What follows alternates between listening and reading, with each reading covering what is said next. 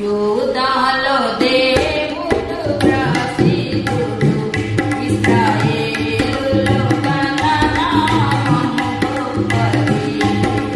యూదాలో దేవుడు ప్రసిద్ధుడు, ఇశ్రాయేలులో తన నామము గొప్పది.